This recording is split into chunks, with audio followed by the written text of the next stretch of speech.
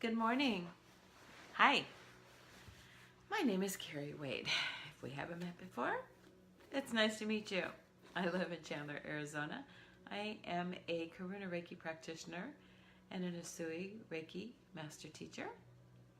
I kind of like Reiki, you could say. And I'm also a certified hypnotherapist and a transformational life coach. So, wow, this is the start of month 5. Wait, May, June, July, August. Yeah, today's the beginning of the 5th month that I have done consecutive every single morning Facebook Lives. That's kind of amazing in itself. I kind of started them to keep myself accountable and to help myself grow spiritually. And it's part of my journey. So, I've had an interesting last 36 hours. I've just been thinking a lot about some people who have passed. And some of them recently, some of them a long time ago. And they're all just kind of, they're there, they're present in my mind and in my thoughts. And it's kind of interesting. It's just another piece of the puzzle, I'm sure. I have so many interesting experiences anymore. Some of them could kind of scare a person. But so I came across this article. And this was on a daily email that I received called The Daily Om. And it was written by Madison Taylor. And it's called Fighting Against Our Gifts. Good morning, Shelley. And I don't know, I felt really drawn to it this morning. Continually fighting against your gifts may bring about a louder knock at your door that you won't welcome. As human beings, we often have a tendency to fight against our natural gifts. Many stories of success start with an individual who is ignoring the call of his or her inborn abilities.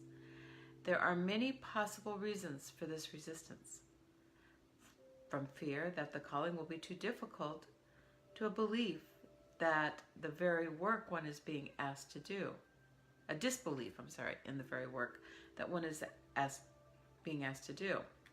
We may feel too small, too distracted by other people's ideas about what we should do, or too uninformed.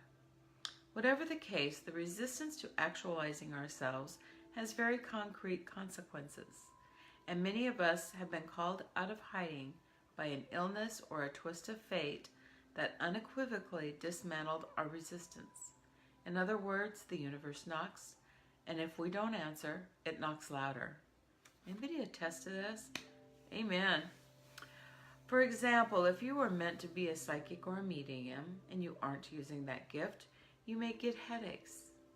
If you are meant to be a healer and you are trying to be a lawyer, you may have trouble getting or keeping a job. This doesn't mean that you can't still be a lawyer, but perhaps integrating your gifts into your work is what is calling you. On the other hand, you may simply feel an underlying anxiety that you are not on the right path, doing the right thing. Pay attention to this feeling. I did. Ask for guidance from the universe. I did. Being open to all its communications. I am. From subtle internal yearnings to powerful dreams. As you begin to risk opening the door to your natural gifts, your life situation may shift in a powerful way. Yeah, no kidding. However, you may find that small steps in the right direction, such as taking a class or setting aside one night a week to paint or write, is enough for now. The first step on the journey to our calling in life is to listen to our internal voices and respond to the knocking universe at the door. As we do, the symptoms and anxieties that have haunted us will fade into the background, replaced by opportunities both big and small, to open the door to what we are truly meant to do. Wow. Does that resonate with anybody? Sure does me, let me tell you. Woo, boy, have I been through a journey over the last 3 years. From waking up one morning and feeling like I absolutely did not want to get out of bed, that I had nothing to live for, and not knowing who I was without my job that I'd had for about 17 years at that time, to being guided somehow, some mysterious way, to enroll for some classes. I was living in Idaho. I enrolled in classes in Arizona at Southwest Institute of Healing Arts. And, you know, it was part of what led me to move back here 2 years ago. And it changed my life. It changed my life. And so I'm listening to my calling. When I have resistance to it, the universe kicks me in the ass. It makes me go for it, whether I want to or not. And that is how I know I am on the right path. Because those things that I need next are literally falling in my pathway. And I can't step over them. I can't push them aside. I have to stop. I have to look at them. I have to honor them and work my way through, just to dissolve them, make them go away. So I am very drawn to working with others that are trying to find their way. Others who are trying to figure out, what am I meant to do? What am I here for? What is my life purpose? Getting in touch with your spirit guides, perhaps your higher self. Removing blocks that you have about moving forward. Are you self-sabotaging? Those are all things that, you know, I've personally worked on, and that I love to work with others in helping them on their journey, and doing that through hypnosis and Reiki. It's, yeah, I really feel like that's a big part of my life path, and getting deeper, doing deeper work. So it's kind of where I am right now. It's interesting dreams, dreams full of people who are no longer here, and they're all talking, and I'm busy all night long. I didn't go to bed until almost 12:30 last night. I don't know why, but I was just in one of those places. It's like, nope, I'm not going to bed. I'm not going to bed. I felt like a naughty child, and it was, you know, a holiday weekend. And I'm thinking, I got to get up early. I'm not going to bed. Anyone else ever do that? Those little internal struggles. So I didn't go to bed. I started watching a show on Netflix. I watched 3 episodes of it. The Innocents. Ooh, it's kind of good. I like it. And hi, Trudy. And I was just reluctant to go to bed last night. I don't know why. So I was up kind of late, and it's all good. It's all fine. You know what? Because I can have a nap today if I want.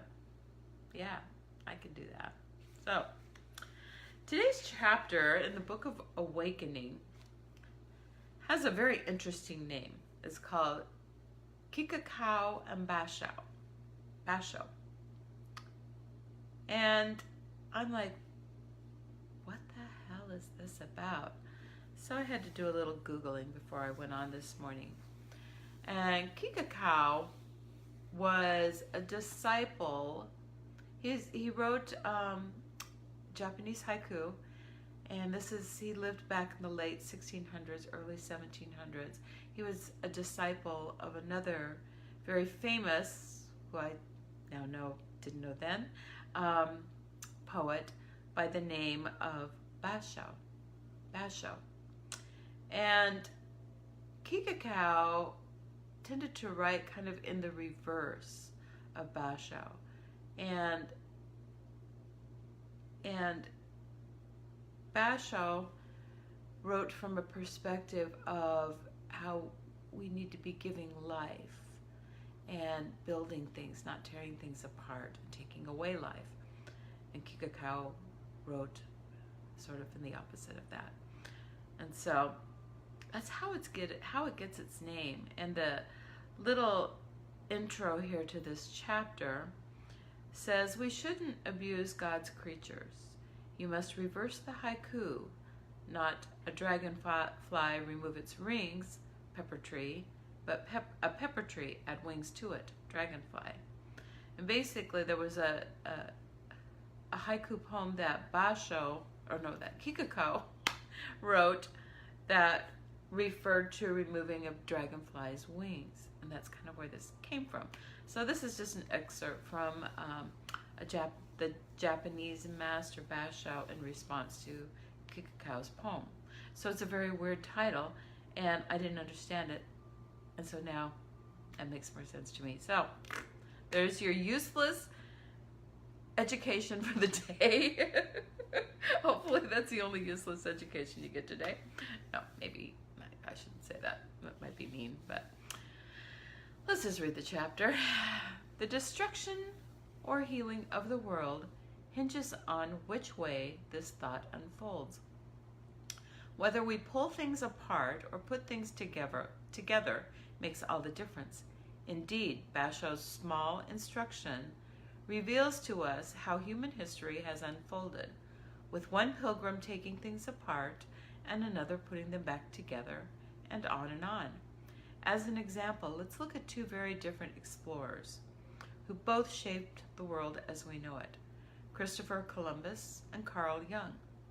While Columbus crossed the ocean with the intent of breaking things down and retrieving whatever treasures he could find, Jung crossed an interior ocean with the intent of putting together whatever he might find to make treasures of what he already had.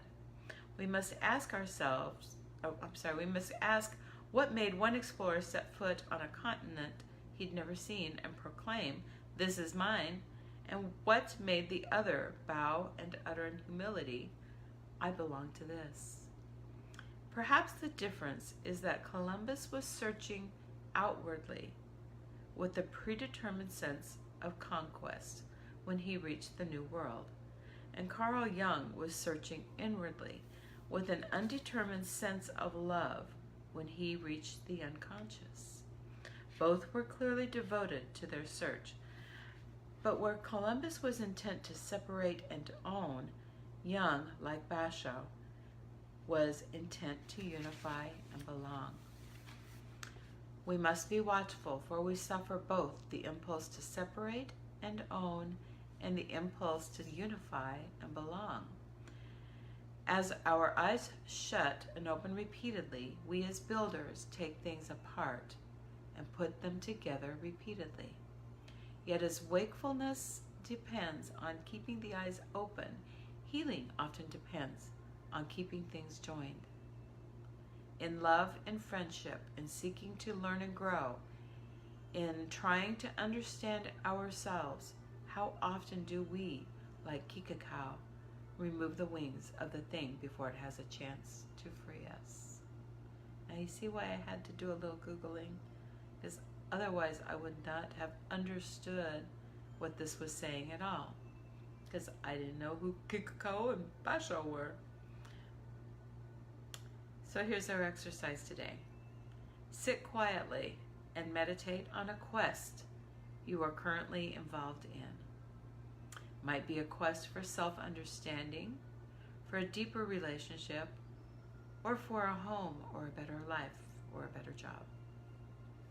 Look closely at how you are working at this quest. Are you taking things apart or putting things together? Are you trying to separate and own or unify and belong? Are you removing wings or adding wings? Wow. Those are really interesting things to ponder on. So we don't normally look at it like that, as taking apart or putting together. And we do go through phases in our lives where, you know, there are times when we are taking apart, and there are times that we're putting things together. And, you know, it's just all about awareness. It's about awakening, you know, noticing those little things. And just being okay with it, because we go through those phases, you know. We can't always be taking apart. We can't always be putting together. So, I mean, what would we have to put together if we didn't take something apart? Let's have a postcard from Spirit today, okay? I just love these cards. And oh no, I got 2 cards here. Which one is it? I'm gonna go with my first instinct, which is this one.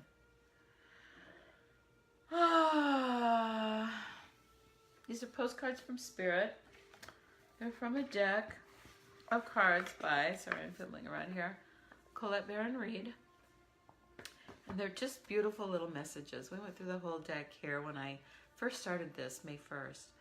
And I'm just kind of pulling random ones now. Dear you, if you're someplace you can close your eyes for a moment, I would invite you to do that. I think it just really helps to focus on where you are.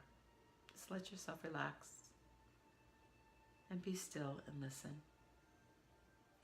There are times in life when taking a risk is better left for another day. Other times are perfect for taking that leap, no matter how dangerous it might seem. Well, hold on to your parachute strings, for today is leap time. Realize that no matter what, we will not let you fall, drown, get lost, or hurt yourself in any way on this one. Even if it may feel like you are in free fall, we are here for you. And you can stop freaking out about getting hurt and relax into this transition to something new. All the elements are in place, and your soul is ready for a new experience. No matter that you are asking about what you are asking about, it's time to take the risk and do that thing that scares you. No matter what happens, you will land softly, right on target. Don't worry about the outcome. Spirit's got that covered. It's taking the leap itself. That's the point. We love your courage. Embrace it.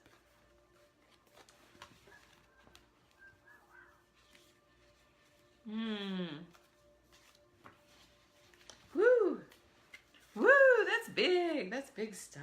It's big stuff today. So, what are you hesitating about? What are you not pulling the trigger on, so to speak? Obviously, I think anybody who's listening to this, there's something that's kind of been working its way into your consciousness that is trying to get your attention. Some action that you need to take. And this beautiful little card right here from Spirit is saying, go for it. We got you. Let go. Let go. We got you. It'll be a soft landing. All is well. Love these messages. I love them, love them, love them. So, have a great Saturday. The start of the Labor Day weekend. Ooh, I wish I was in Sedona. I would love to be going up to the Peace Park this morning, the stupa, meditating, being in that cool weather.